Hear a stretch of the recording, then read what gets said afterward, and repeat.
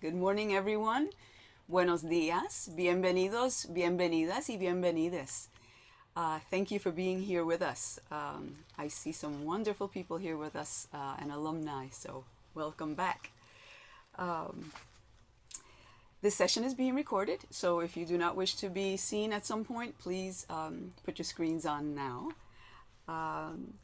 I am Dr. Maria Perez y González. I am an associate professor and deputy chairperson of the Department of Puerto Rican and Latino Studies here at Brooklyn College. For my students, this is part of our class. Please direct message me to let me know that you're here. First, we want to acknowledge that this is the unceded territory of the Lenape indigenous peoples. We need to learn about and commit ourselves to beginning the process of dismantling ongoing legacies of settler colonialism, and to recognize the hundreds of indigenous nations who continue to resist, live, and uphold their sacred relations across their lands. May we remember to uplift and honor indigenous ancestors each and every day. Thank you again for joining us. I want to acknowledge that Matilda Nistal, our office goddess, has created the beautiful flyers, if you've seen them, so thank you. And that Alex Suarez is our technical assistant here to help us with this process. What we have today is a unique lecture series, the Department of PRLS. This course is Pearls 2105, New York Latinx Culture and the Arts. It's offered as part of the Intercultural Competency Rubric in General Education. The focus this semester is West Side Story, The Brooklyn Connection, which I am teaching, with the centerpiece being the lecture series, which Dr. Sanchez Coral made possible. She is our Brooklyn connection to West Side Story, the forthcoming film. Our course explores the artistic and cultural impact of West Side Story through the lenses of the humanities and social sciences, highlighting topics of Puerto Rico's history with the United States of America, immigration, ethno-racial relations, gender, gangs, language, music, character analysis, and the like. Professor Emerita of Pearls and recipient of the 2020 Herbert H. Lehman Prize for Distinguished Service in New York History, Dr. Virginia Sanchez Coral, who you see on the screen, served as historical consultant to West Side Story 2021. Together, we've organized this lecture series of special guests connected with the film to share their expertise, experience, and insight for students and for the community as they move through the socio-historic background and artistry of West Side Story. She is my co-host, and she chaired the Department of Pearls from 1989 to 2004. She was also the founding president of the Puerto Rican Studies Association. Her numerous publications include From Colonia to Community, The History of Puerto Ricans in New York, and the 3-volume encyclopedia Latinas in the United States, a historical encyclopedia. Her forthcoming co-edited book, which we partnered together to produce, is entitled Puerto Rican Studies in the City University of New York, The First 50 Years, by Centro Press.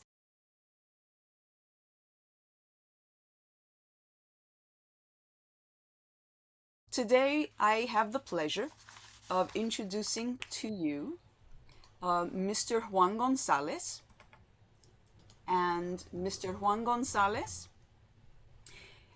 Professor Juan González, is one of the nation's best-known Latino journalists, activists, and public intellectuals, a former columnist for New York's Daily News, and still co-host of the radio TV news show Democracy Now!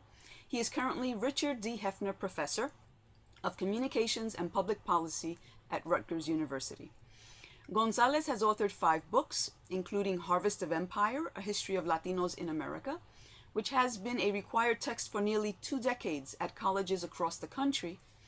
And he also wrote News for All the People, The Epic Story of Race, and the American Media, which became a New York Times bestseller and was a finalist for the Robert F. Kennedy Award. A founder and past president of the National Association of Hispanic Journalists, González became in 2015 the first Latino inducted into the New York Journalism Hall of Fame, and has also been named a Fellow of the New York Academy of History. From 2000 to 2002, he was a Belle Zeller Professor in Political Science, and they shared that with Pearls here at Brooklyn College. During the late 1960s, he was a leader of the Young Lords Party and later served as the first president of the National Congress for Puerto Rican Rights. Born in Ponce, Puerto Rico, he was raised in East Harlem and the East New York section of Brooklyn. He earned his BA degree from Columbia University, where he was leader of the 1968 Columbia student strike against the Vietnam War and Columbia's racist gentrification of West Harlem and Morningside Heights.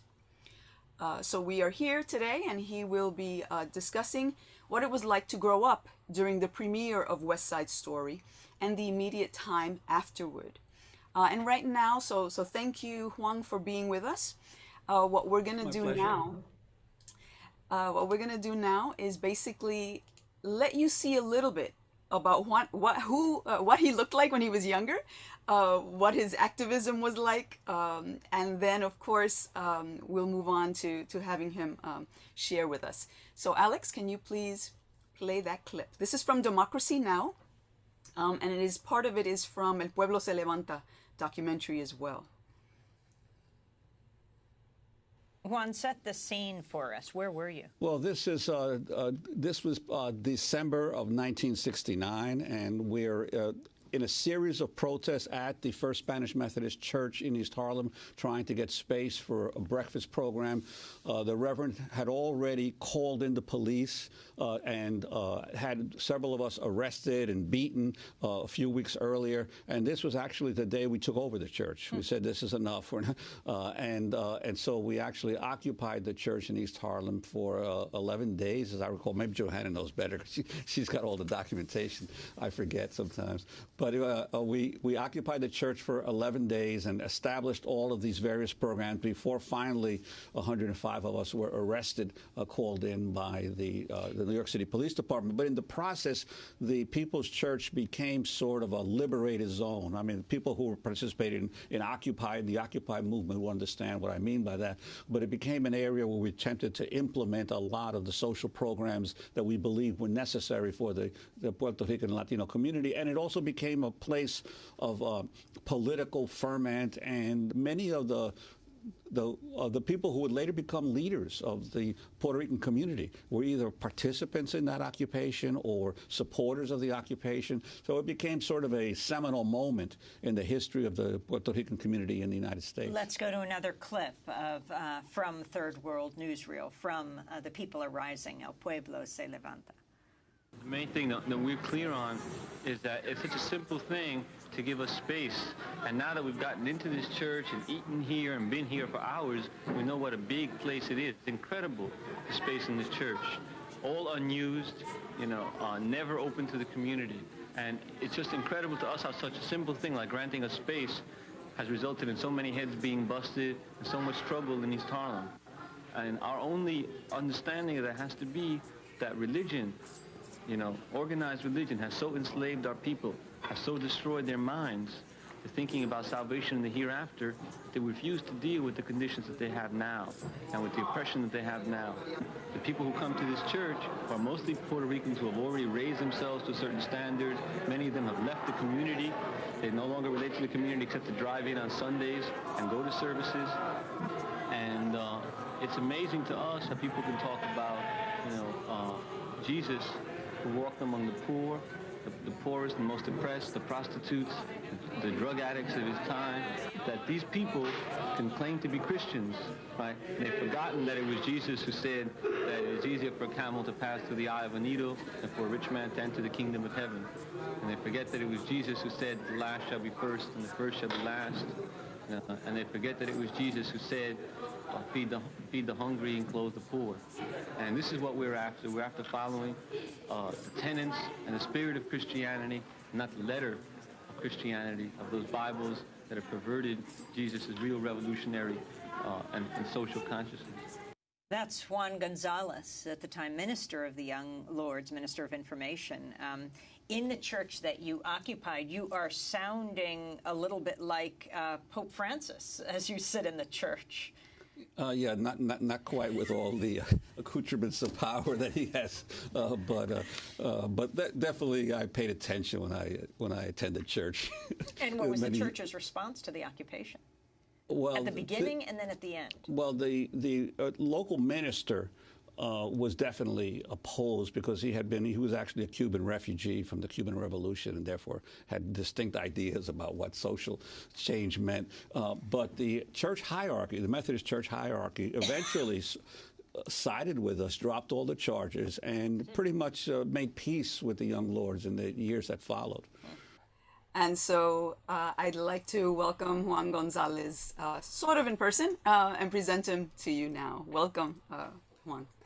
Well, thank you to Professor Perez Gonzalez and to Professor Virginia Sanchez for the invitation to share with you as we're getting ready to see the new version of West Side Story that is being premiered, I guess, in a few weeks, and I think that for a younger generation, it's kind of hard to understand the enormous impact that the original West Side Story, both the 1957 play and then the movie that followed in 1961, the impact of the West Side Story drama on the American public.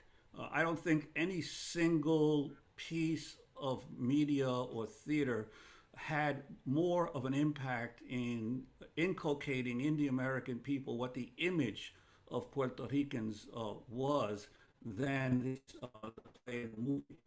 It ingrained in generations of Americans the stereotype of Puerto Ricans as the men as knife-wielding delinquents who carry switchblade knives, the women on welfare, all of them sporting silky black hair, caramel skin, broken English accents, and volcanic temperaments. Left out of that stereotype was any sense that there were hundreds of thousands of stoic, hardworking Puerto Ricans in factories and restaurants and as ship workers throughout New York City and the East Coast of the United States and Chicago and Cleveland and so many other cities, or any idea that there were Afro-Boricuas or even blonde-haired, blue-eyed Boricuas who were also part of the Puerto Rican people, or educated and professional Puerto Ricans. All of that was left out of this general stereotype. So on the one hand, West Side Story was a marvelous example of music, lyrics, and dance, all choreographed to deal around pressing social issues.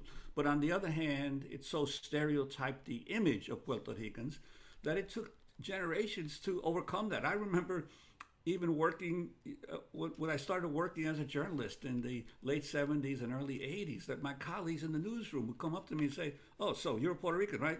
Can I see your switchblade knife?" You know, everybody assumed that all Puerto Rican men carried knives with them. And that was all the legacy of West Side Story. So I think it's important now as we're seeing the resurgence of a new form of West Side Story, that we try to deal with some of what life was like in the 1950s and 60s in New York City for the Puerto Rican community, which of course was here the pathbreaker for all the Latinx communities who came later, whether there was Dominicans or Cubans or Colombians or Mexicans or Ecuadorians and Peruvians. It was the Puerto Ricans who paved the way, who cut through the thicket of the jungle to show a road for the Latino community to grow and develop here in the United States. So I want to thank Virginia for this tremendous series that she's doing in this class to take a look back at the cultural and political impact of West Side Story. Thank you, Juan. We have a number of classes that have tuned in since this lecture series began, in addition to Maria's class. And what we tried to do with the lecture series was to look at the issues surrounding the 1961 movie, because many of us never got to see the 1957 play. That doesn't mean that we haven't seen West Side Story over and over and over and over and over again, played at schools, at colleges, in theaters, because it has made such an impact on the art of films, and also because it's a tragedy and it does tell a story that is timeless. So that we thought that the series could look at different aspects and kind of analyze them in order to better understand when the new West Side Story premieres on December the 10th, what has happened in the 60 years since the first film, and now the reimagined West Side Story that we are going to see on the 10th of December. And so one of the aspects of the lecture series that we wanted to hit hard on was, we've spoken about the role of women, we've spoken about the music, the intricacies of the music, we've talked about casting, and I was thinking in terms of the gangs that then became so representative of Puerto Ricans living in New York during that very early time. I mean, I was a college student when that film opened, so I was virtually living the story of Maria in my own private life, because like you, people would come up to me and say something related to the movie, because that's all they knew about us. And I was looking at the collection of photographs that Leo Goldstein put out recently, and you wrote a foreword to that about your own life growing up in New York. And I was struck by the need to form groups, the need to come together in some kind of social action, or not. And you write about being a little kid, having to go to the Jefferson swimming pool, but you had to cross into neighborhoods that were not Puerto Rican neighborhoods. And that was very familiar to us. And I wondered if maybe in trying to, because I also want to know how it was that you and the Lords got together. You were a college student at the time. Many of them were not. Some of them were in the CUNY system, some of them, but you were at Columbia. How did you come together? How and why? And how did that happen? And to sort of give another look at why people group together, why kids group together, what turf is all about, what living in New York was like. Well, I think, first of all, in terms of the Jefferson Pool, yes, for people who aren't familiar, Jefferson Pool is over on the very east end of East Harlem at 112th Street, and it was the main public swimming pool. It still is, I think, for that whole area of East Harlem, and back then, even though my family lived only a few blocks away, once you got on the other side of Third and Second Avenue, you were largely still in an Italian community, and there were gangs. Gangs flourished in New York City in the 1950s. Youth gangs. Now, I have my own theory about why that particular period represented such a growth of youth gangs. I believe that it happened as a result of the breakdown of the racial and class unity that had been established by progressive political leaders like Vito Marcantonio, who was the congressman for East Harlem for many years, an Italian immigrant socialist who always built unity between African Americans and Latinos and the old Italian working class section of East Harlem. But in 1950, Vito Marcantonio was defeated by an alliance of the Republican Party, the Democratic Party, the Liberal Party, all of whom didn't like the fact that there was this socialist leading, representing Harlem and East Harlem. And so all the different political parties ganged up together to defeat Vito Marcantonio. And from the day of Marcantonio's defeat, conflicts began developing between Italians and Puerto Ricans over how he had been defeated and why. And I think that it's no accident that it was in the 50s and into the 60s that youth gangs started developing in East Harlem in the aftermath of the defeat of Marcantonio. So you had all these groups. The Red Wings were an Italian gang, basically around the Jefferson Pool area. You had youth gangs that developed among African Americans and Latinos, the vampires, the dragons, the viceroys, the Egyptian kings, the Mau Maus, the Ghetto Brothers. These were all different groups, basically of young people, many of them sort of dislocated in the move of African Americans into the big cities and of Puerto Ricans from their own homeland into this new alien land. And so there was a lot of alienation among the young people and a society that really didn't want either group there. And of course there were the Irish gangs, many of them centered in Hell's Kitchen, the Norsemen, the Gorillas, the Gophers, the Westies. And these were all, the gangs were basically built about ethnic group defending a turf from anyone moving into their turf. And so it really it was a minefield if you were a young person, what streets you walked on. And this was not only in East Harlem. I remember when my family moved to public housing in the East New York section of Brooklyn in the late 1950s and early 1960s. I distinctly remember one evening, I attended Franklin K. Lane High School. I'd been playing basketball at night in the school gym because in those days the gyms were open in the evenings for young people to play in. And so I took the subway back home, got off at the Euclid Avenue A train stop, which was where our project, the Cypress Hills Project, was. And as I'm walking down the street, a gang of about 15 or 20 people suddenly surround me at the entrance to the station. And they said, "What are you doing here?" And I said, "What do you mean, what am I doing here? I live here. I live a few blocks away from here." And one of them, it was a white gang, and one of them said, "Are you Puerto Rican? You look to me like you're Puerto Rican. We don't allow Puerto Ricans around here." I'll never forget because it was an instant where I had to make a quick decision.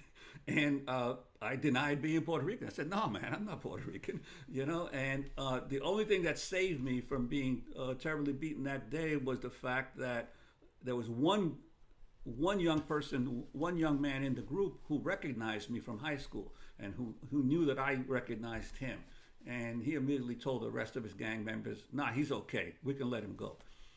But this is the kind of problem that you had back in the 50s and 60s. You had to know whose turf it was. And it was all about the ideas that were inculcated in the young people by their parents and by the segregationist life that existed in New York at the time.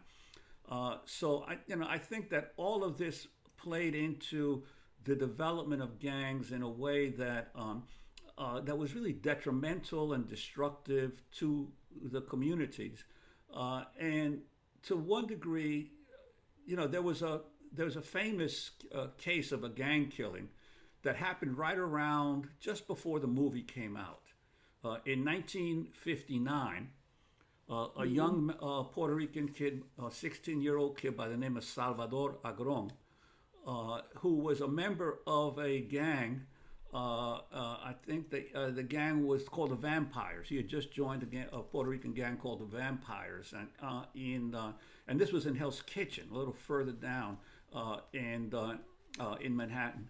And in the summer of 1959, Salvador Agron and another guy by the name of Tony Hernandez, the leader of the gang, they decided to go for a rumble with another gang who had attacked some of their members.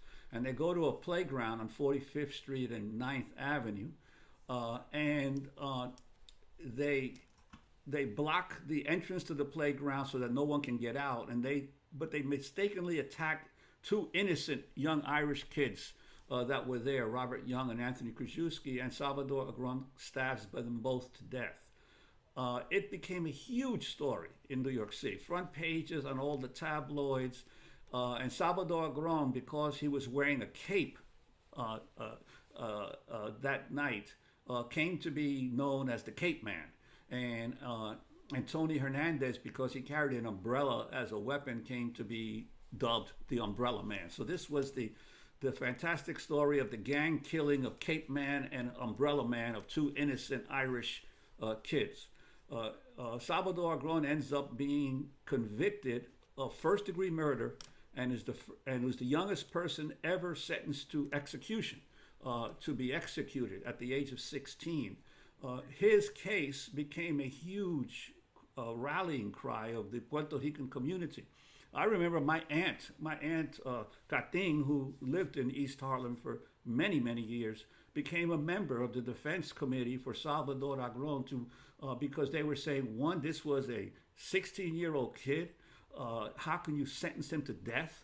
And two, when the story came out about the abusive childhood that he'd spent time in and out of youth homes, that he really was what in our days would be called an autistic child. He had major developmental problems.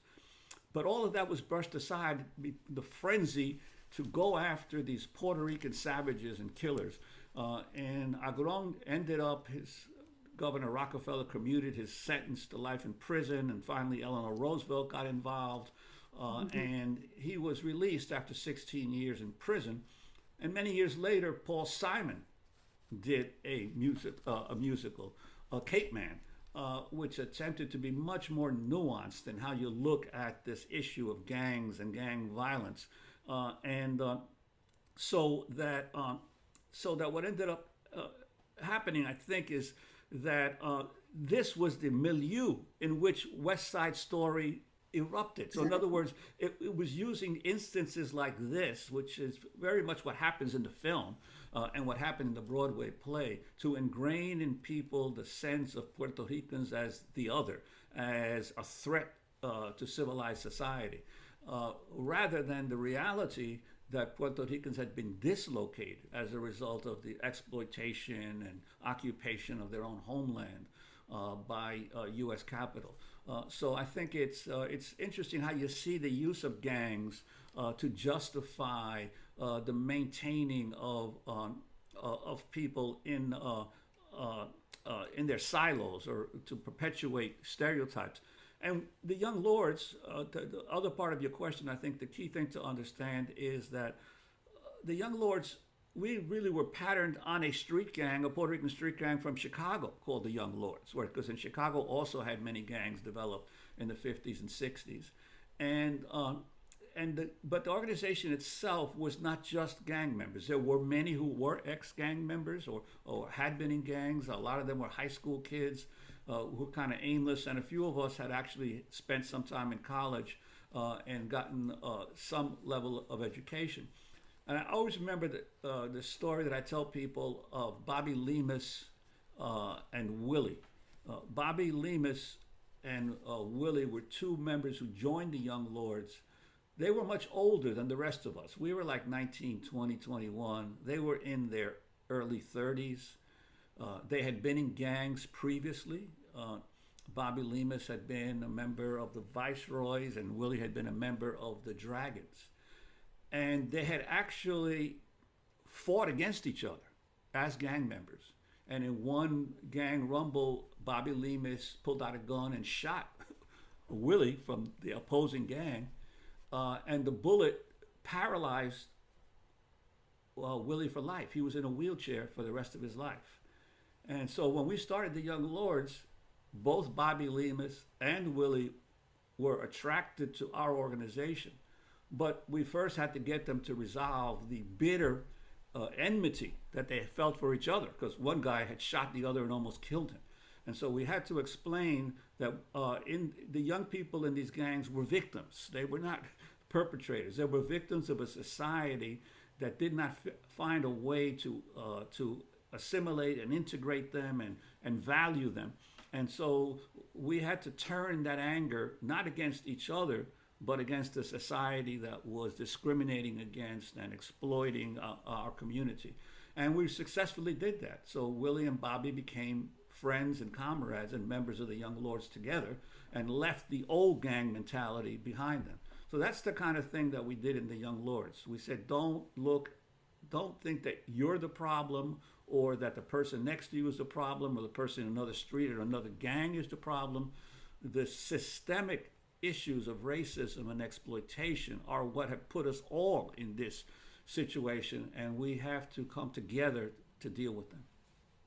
Well, you know, we can certainly, you can see that in '57 when the play opens, and these the artistic creators of the stage play look around and say, oh, it doesn't have to be the Capulets and the Montagues. It can be New York City gangs. It could be Puerto Ricans who had just come. And this at a time when the press was not being very kind to our community in the first place. Do you think that holds true today? Do you think in terms of the philosophy of gang formation and why they happen and who they are? Because the violence that we see and read about today seems to be so much more unacceptable and atrocious. You know. Well, first of all, I think the main thing people have to understand is that the firepower of the youth has increased dramatically. Back then, people just used switchblades or zip guns or chains or bats when they got involved in battles. Now you're talking about 9mm, and you're talking about Uzis, and you're talking about a level of firepower, of destructiveness that did not exist previously. And this is all a market. Someone's selling this stuff.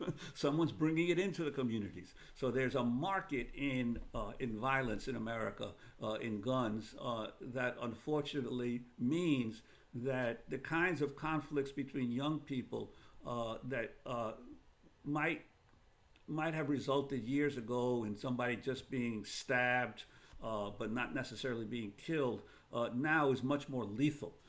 And so I think that that's part of the problem. The technology has developed now that a young person can have enormous lethal capacity. In addition to the fact that, unfortunately, we take it so much for granted these days because it's all around us. But ours is a society that glorifies violence. It glorifies violence in the video games. It glorifies violence in one show after another, and one streaming series or one movie. All you have to do is watch movies from other countries to see how little violence is a part of the overall the images that are produced. And I remember a great professor of media studies, George Gerbner, once said, do you know why there is so much violence in American films? It's because violence is a universal language. You can sell movies in any country in the world without necessarily having to do much translation, as long as violence is the main content of the films. It's easier to sell to an international audience American films with violence. So we are a culture that glorifies violence. We are a culture that was built on violence. The complete expansion of the country as a settler state was built on violence. And unfortunately, this glorification of violence, together with the increased firepower, means that when young people become alienated, they can be so much more deadly today, and then create insecurity in the overall society.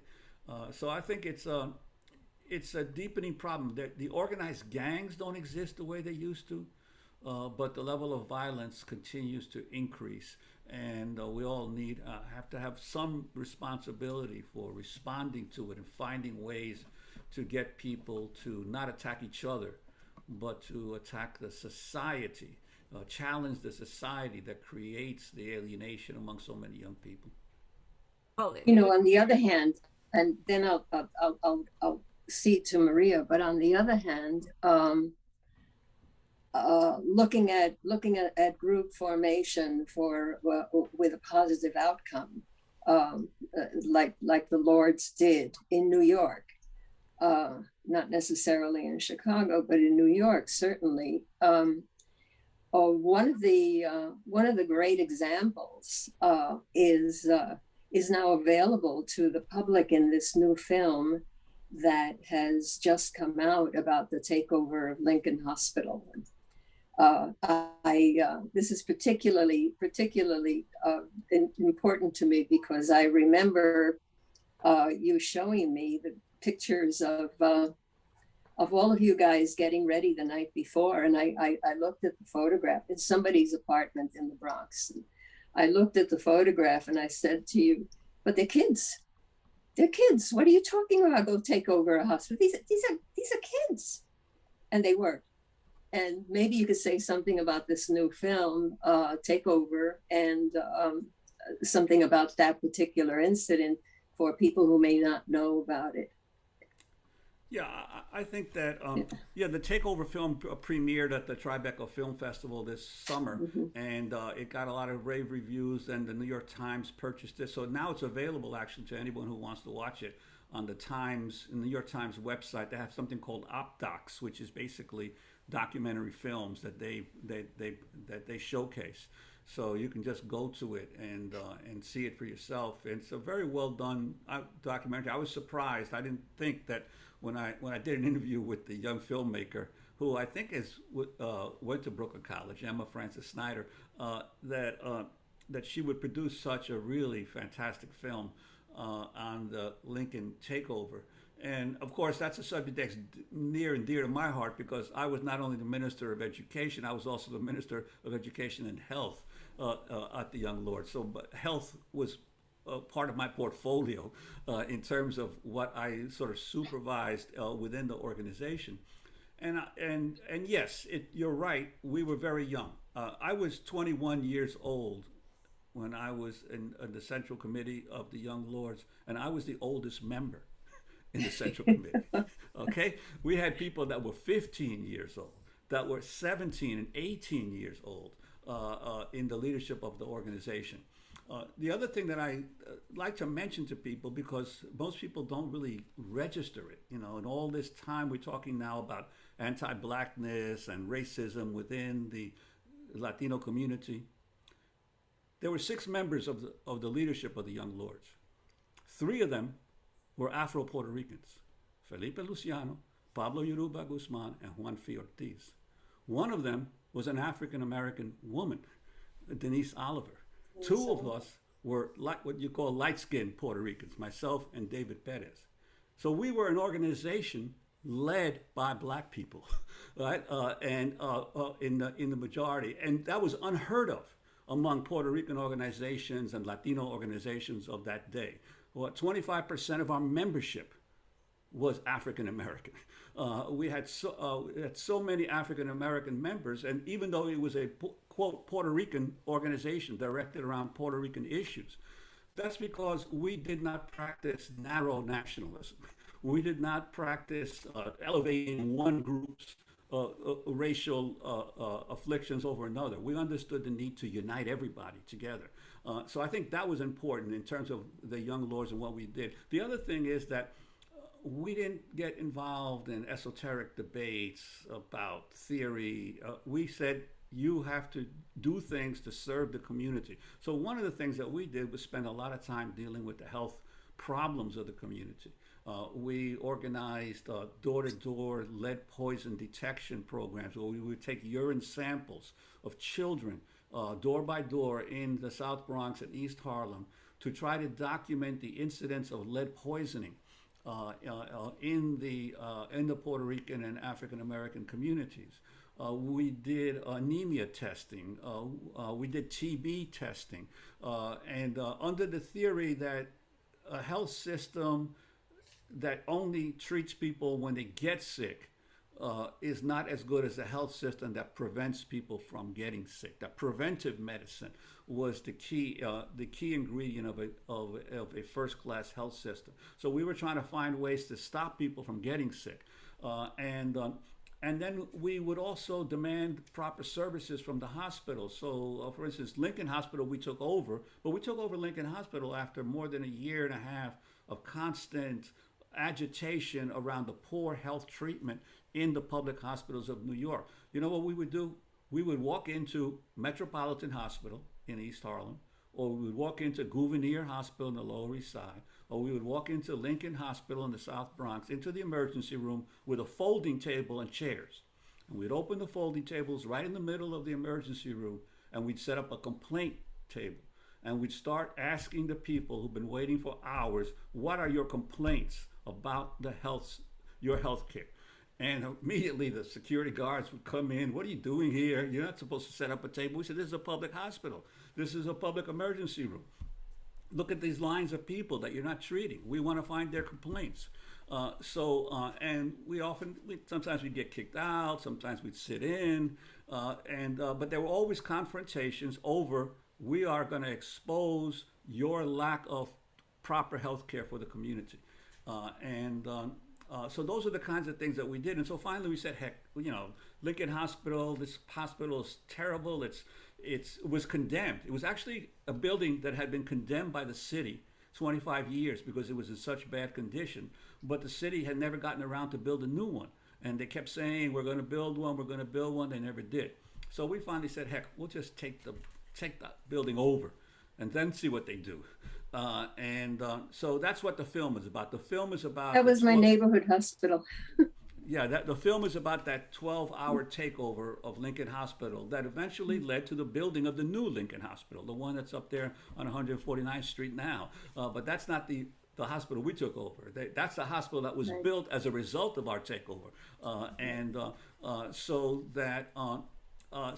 Those are the kinds of actions that we took, all of which were to demonstrate our concern that our community needed free health care, needed preventative health care, that needed a patient's bill of rights, which we eventually got. The Young Lords are responsible for the patient's bill of rights that is given to every person who enters a hospital or a health facility in America today as a result of our advocacy over that you need to establish a bill of rights for patients. And so those are some of the things that we did that helped to sort of like raise healthcare to the issue that we still don't have free healthcare in America, but we're moving in that direction little by little. Yeah, that's so important. And the lead paint, right? The lead paint legislation that also right, and the lead paint legislation that City Council passed to remove all lead paint from tenement buildings is a result of our efforts and of articles that documented the epidemic of lead poisoning, which of course had enormous impacts on the learning abilities and the disabilities of young people as a result of being exposed to lead-based paint. Mm-hmm. One of the while West Side Story didn't really focus on school, right? The only place I think we see a school is where they danced in the gym, where they had some kind of teacher there mediating. But I'd like you to comment, right? And Professor Emeritus from Brooklyn College Pearls, Antonio Nadal, is asking for some comment on the alienation of Puerto Rican youth in the New York City school system and the ongoing segregation that persists to the present. So if you can have some comments and insights about being a student during that time and to the present. Yeah, well, I think that the education system really was responsible for a lot of the alienation. I remember I entered kindergarten, because I was born in Puerto Rico, but basically came here as a baby. But when I entered public school, I only spoke Spanish. That's all that my family spoke. Right.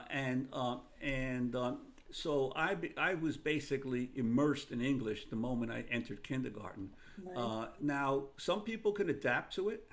You know, I managed to adapt, but a lot of people can't. And I remember that throughout my entire public school career, every time a young kid from Puerto Rico arrived in the school and was put in my class, the teacher would sit that child next to me and say, "You translate for the child, for this child who just came here," right? Because I had managed to master English early on. So I became the bilingual program, right? I was actually employed by the New York public school system as a translator for throughout my entire public school career. And these kids, of course, I wasn't very good at translating, and the kid next to me was always completely lost, had no idea what was going on in the classroom, and I'm trying to explain to him or her while at the same time learning the lesson myself. But that was the experience of thousands and thousands of young Puerto Rican kids, that the school system didn't pay any attention to the fact that they couldn't even speak the language. They didn't. It's not that they didn't know necessarily the math or the science or the social studies. They couldn't understand what was being said, so that was the first part of the alienation. And then, of course, the other part is the denial of your worth as a people. And I think that's where the Young Lords and so many other organizations, the Puerto Rican Student Union, the work that Tony Nadal did at Brooklyn College, and so many other people in other parts of CUNY. You know, a lot of people don't understand that all these Puerto Rican studies programs did not exist 50 years ago. None of them. There were none, right? It was only organizations like the Lords and Comité and PSP or MPI back then, who basically organized the communities and the students occupied the colleges to demand Black and Latino studies programs. And then the first Black and Latino studies programs started in 1968, 69, 70 that were developed, but only as a result of community pressure. And people started to learn their own history and their own contributions to society. They got a better sense of their value as a people or as a community. So I think that in education, the movement of the 60s really opened the door. Unfortunately, it's one of my pet peeves, and you know, someday I'm gonna have to write an article about this. I think that what started happening was that in the 80s and 90s, a lot of well-to-do Latin Americans who were sending their children to college in the United States, those children ended up getting their degrees and seeing this new burgeoning Puerto Rican and Latino studies movement, decided, hey, I can get a career here being a professor at these universities. Too many of our Latino and Puerto Rican studies departments now are dominated or influenced by wealthy Latin Americans who didn't really grow up in this country, who don't have the same experiences as the Puerto Rican and Chicano and others who have been raised here, but now are sort of in control of these departments and in the pedagogy of Latino studies. So unfortunately, I think that our Latino studies departments have become a little bit divorced from how they started. Not all of them. Some, like Brooklyn College, still maintain their connections to the community and do stuff with the community, but a lot of them are getting so esoteric and so like lost in the clouds that they are technically Latino studies programs, but they've sort of been hijacked in another direction, even unconsciously by many of the people that run them. So taking it in a slightly different direction now, the West Side Story, you see religion sort of in the background, right? Of West Side Story with Maria wearing the cross. We heard from our former speakers, right, that even the dress she was wearing, right, all white, that's supposed to represent, right, virginity and purity and perhaps, you know, the Virgin Mary, and her name was Maria, of course, right? So, and we see in the background, right, at some point after Tony kills Bernardo, right, we do see that Maria is praying just before she finds when she finds out the the tragic news, and she crosses herself. So there's some religion that they sort of put in the background, and I began the clip with playing something that you were talking about the church. And so while religion isn't often spoken about, I want you to talk about why it is that you made those statements, right? Those are very radical statements. People from the church usually don't hear Jesus being spoken about in that way. But my students always tell me, yeah, they're really interested in religious things. So can you just please talk about that? Yeah, well, I think clearly religion plays a major role in not just the Puerto Rican community, but throughout Latin America and other parts of the world, in both positive ways and negative ways. See, I was an altar boy for 10 years, okay, at St. Fortunato's Church in East New York. So when you're an altar boy, you attend Mass pretty regularly, and not just on Sundays. You have to do funerals, you have to do weddings, you have to do other stuff as well. And so you do weekday Masses, at 7 a.m. or whatever. So you're immersed in the church, and I soon began to realize the deep class divisions in religion that exist, especially in the dominant religious strains. Obviously, the Catholic Church being the most dominant in Latin America, and I began to see it first of all in the weekly collections that the church would do. They always had envelopes for families to put their donations in. Now, that wasn't to be able to organize the money better. That was to be able to find out who was giving what. And then what they would do, at least in my church at St. Fortunato's, once a year, they would produce a list of all the families who gave money to the church and how much they gave. And the list was not alphabetical. It was by amount. Right? The more you gave, the higher on the list you were. The less you gave, the lower on the list you were. So the church was establishing the hierarchy of wealth. The more money you give to the church, the more you are valued. In some churches, this is especially true in Latin America, the pews at the front had names of families. They were reserved for the wealthy of that parish. So there was reserved VIP seating, in churches.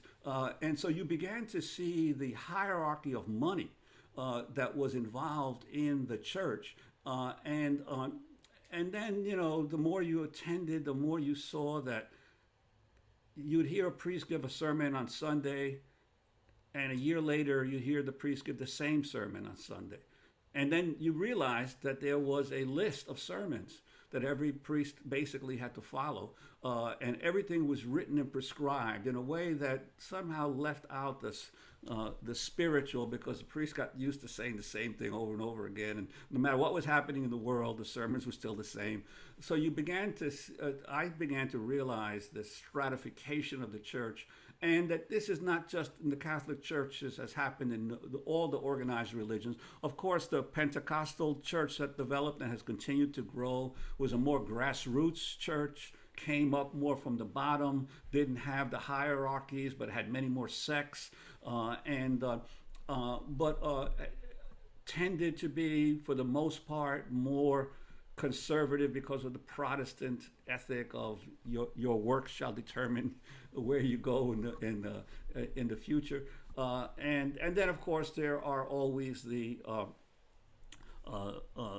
native religions, where it's Santeria, or that there are also other forms of resistance religions that exist within the Latino community.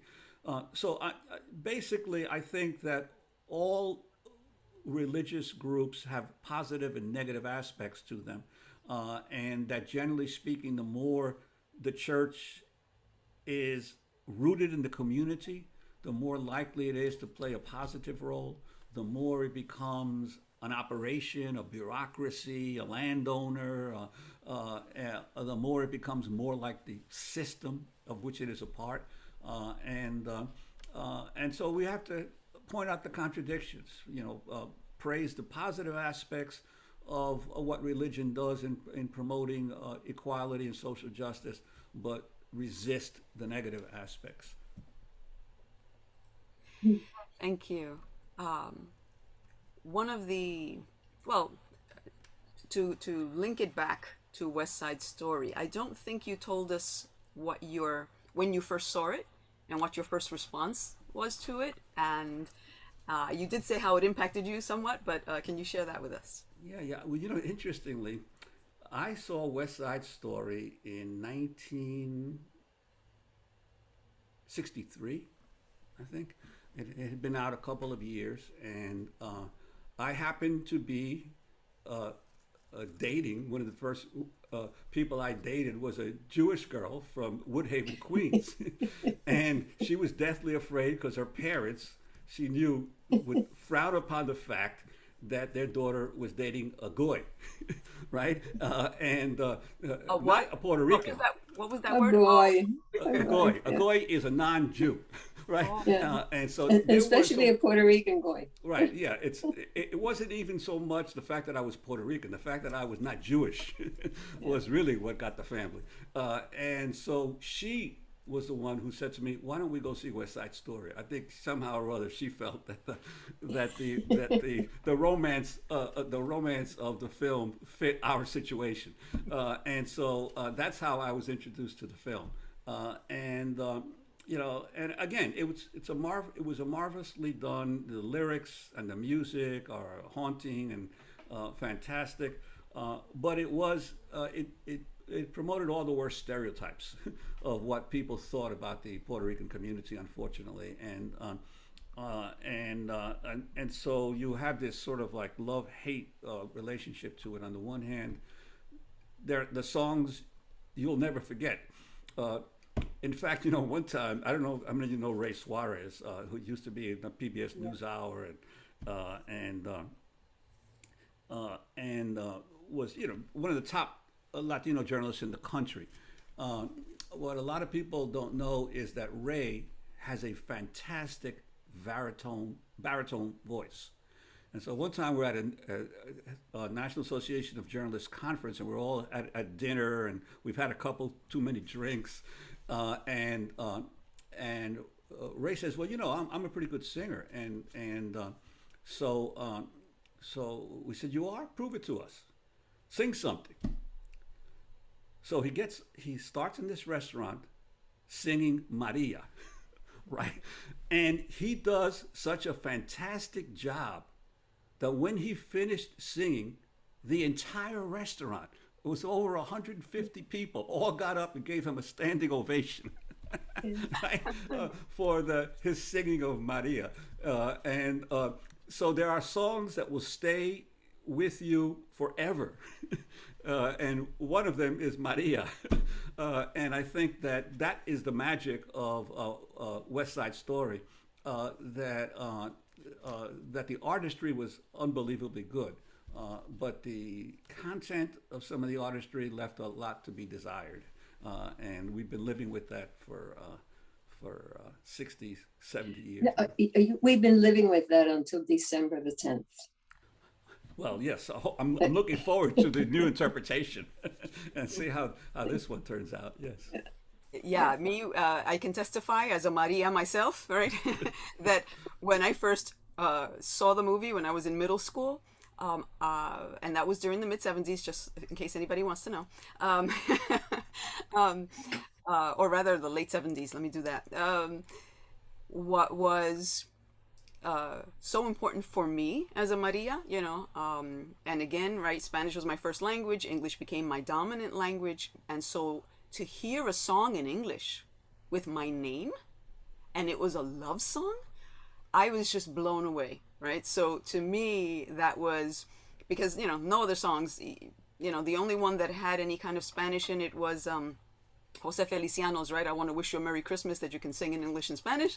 But other than that, you didn't hear, right, Spanish in songs until a little later. And to hear my name in a song, that was amazing to me, right? And so you can see that the power of art can really do something for you, right? In terms of a sense of belonging, etc. That was sort of a way that I felt, wow, they actually have my name in a movie and in a beautiful song, right? So we know the power of artistry and of art and creativity. And music definitely as the universal language is something that speaks to us all. So I really do hope that in December, right, we see a different kind of West Side Story. But some of the, if it's the same story, which, you know, the story sort of remains the same, I'm not sure how much we're going to be able to move away, right, from some of the problematic parts of West Side Story. I do hope for the best, and I look forward to seeing it, but we'll see about that. Please, if anybody, Virginia, you have any more questions? And if anyone from the audience... No, I wondered whether we had questions waiting that maybe we should take them. I do not see them now, so I've asked for people to post. I did talk about, I posed Professor Nadal's question, so if anyone wants to ask a question, please let us know. In the meantime, Juan, is there anything, you did write for our forthcoming book, right, about Puerto Rican studies in the City University of New York, the first 50 years. And so you did touch upon a little bit about what you talked about in your chapter in terms of the iterations of Puerto Rican studies today, right, and what's happening in some units and what's going on. Are there any lessons in your own experience? Right, you are part of the history of Puerto Rican studies. The Young Lords did push for cultural education, right, historical education. You had your own workshops, and you pushed and were part of the whole struggle for, Puerto Ricans and African Americans, Black students to enter, right, the university in greater numbers, etc. Even though you yourself, right, you were at Columbia at the time, you did come to Brooklyn College, I understand, as part of the Students for a Democratic Society. Can you speak a little bit to us about that? Yeah, well, I was invited to come as part of the SDS members at Columbia to several takeovers around the city, the CCNY one in 1969 and the Brooklyn College one.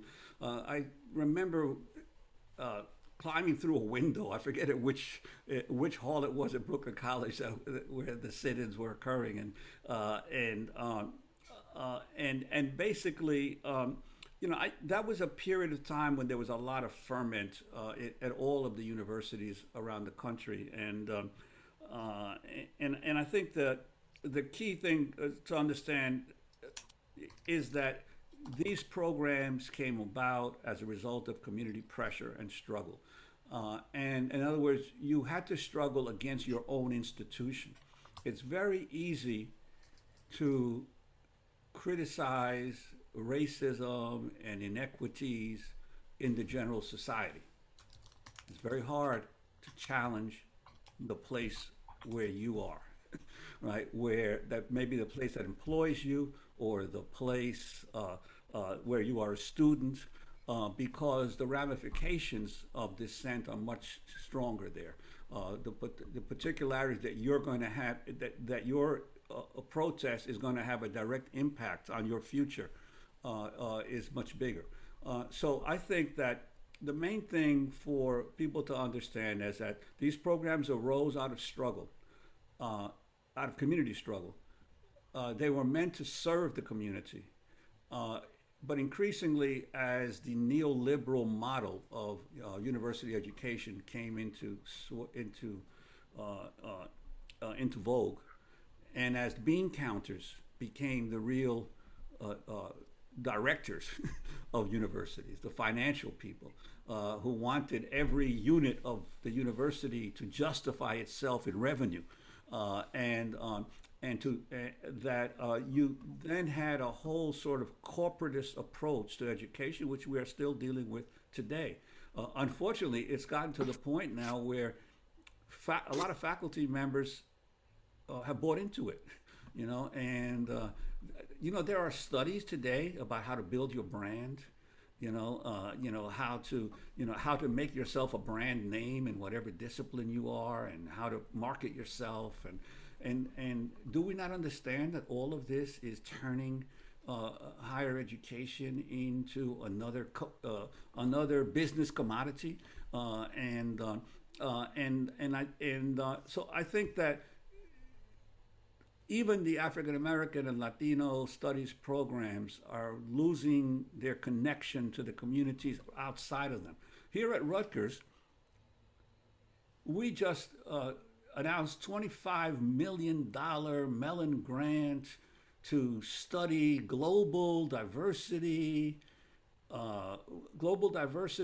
racism, and inclusion, right? So $25 million grant. Meanwhile, the number of African American students entering Rutgers continues to decline every year. Decline, not go up. It's going down, right? The number of Latinos is completely flat, hasn't changed in 5 or 6 years.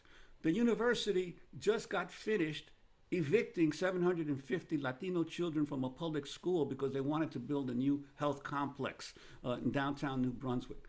So how the hell are you talking about spending $25 million to study racism and inclusion when you are not even practicing the basic stuff of getting more African Americans and Latinos into the school, and when you are continuing to gentrify the local community? It's nonsense.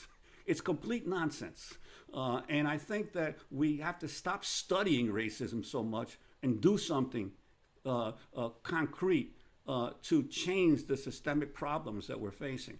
And unfortunately, too many faculty get caught up in their own intellectual productivity, and they never stop to say, what is my university doing to the community around it? And that's how these programs first came about. And if you turn your back on the community that is around you, Rutgers University has 3 main campuses: New Brunswick, Newark, and Camden. New Brunswick is over 50% Latino. Camden is over 50% Latino. Newark is 36% Latino. And if you go to the public school populations, the public schools of New Brunswick are 92% Latino. In Newark and Camden, over 50% Latino. So if you're not dealing with the populations right in your own neighborhoods, what the hell are you doing? What's your excuse? So I think that's the issue. Now, I can raise that because I'm an old guy, and what can they do to me? Fire me? I can always get another job. That's not a big deal. Or who needs a job at my age? So the thing is that too many people are afraid to challenge their own institutions. A charity begins at home. Well, progressivism begins at home. Yeah. Yeah. One of the you've just given us you've given our audience an excellent idea of what our forthcoming book is about. When we look at 50 years of Puerto Rican studies at CUNY and beyond, we begin to see those patterns played out very, very clearly, and how things have changed with time. The message of the book, we hope, will be to get people back on track to thinking about what is really relevant and important, and get rid of all of those other things. That's a hard battle, because it is, you're right, you're battling the institutions that you're in, that provide for your future or provide your employment, or that are necessary to your survival. So I'm hoping that the book will stir up a lot of conversations like this, and begin to look at other ways of approaching the issues and the problems that face us. So I'm glad you were able to give us an idea of what the articles are like. And we had I'm really looking questions. forward to seeing the film. Yeah. So. Yeah. Me too. You're going to like that one. We have some questions that are coming in now. Yes, we only have about a minute or so. So I think one of the earlier questions was about the Officer Crumpkey song, if you remember its content. I know that earlier Officer speakers... Crumpkey. I don't remember. we know the song by heart. So Yeah. someone said if you could comment on that, and I'm in the earlier sessions that we've had, one of the perspectives was that if you look at the film, the Puerto Ricans, you can see their family life, you can see their home life, with the Jets, right, with the white gang and the white members. You don't really see too much of that. You see them in the playground, but you do see this exchange with Officer Krupke and this song that they do, sort of mimicking. And so it talks about their, right, social issues and the problems that they were experiencing. It didn't say that about the Puerto Rican side. So I just, if you have any comments on that. Yeah. And actually, that's from the beginning. We haven't the music is the same, the words are the same.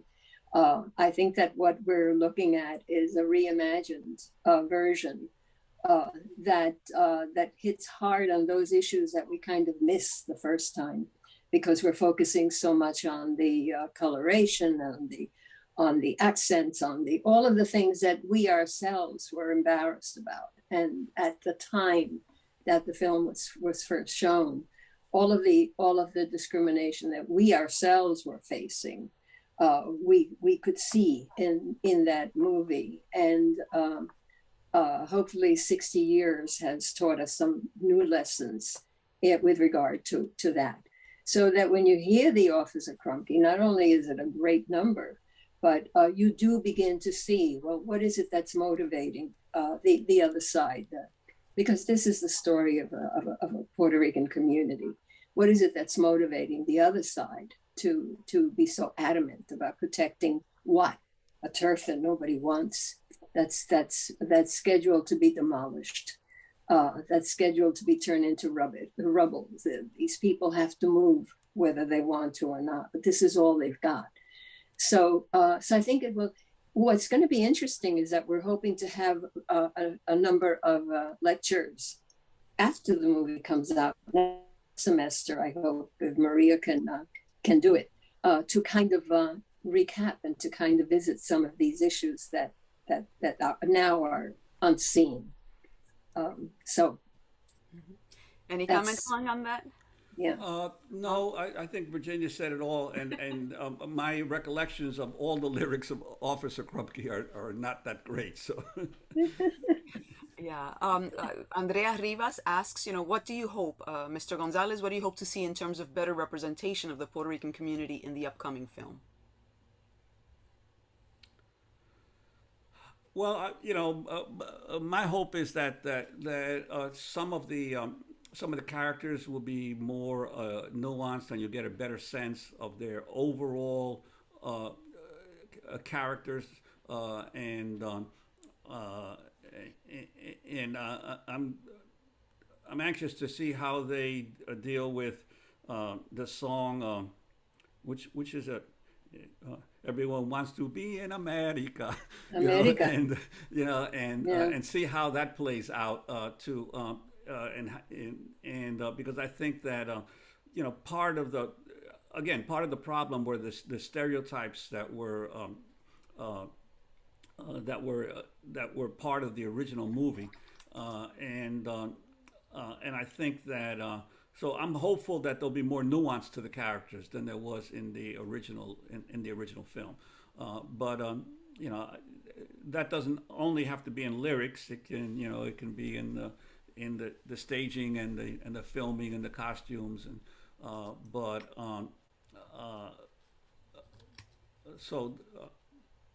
I need to wait and see what happens. But you can't find a better filmmaker than Steven Spielberg. So I assume, and with the enormous wisdom and knowledge of Virginia talking in his ear, hopefully this will be a lot different than the original one. Virginia, you want to comment on that? No, no. I think I'll turn it over to you. Well, thank you, Juan. Thank you. We've come now to the end of our Pearl's West Side Story lecture with Professor Juan González. Thank you so much for joining us and giving of your time and your expertise and your insight. So we thank you for that. Yes, everybody can give a hand. Shout out. Thank you. Yes.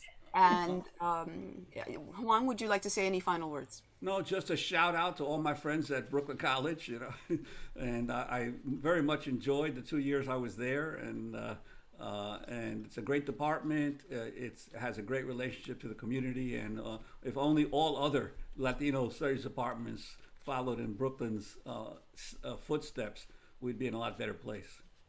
Thank you. Thank you. And so please join us next week. On November 3rd, we have Mr. Victor Cruz, creator of Tita. So he'll be sharing with us at 11, and I've posted the link there. Be well. I hope you have a great rest of the day and week. Justice and peace. Paz. Adios, and thank you for being with us. Thank you.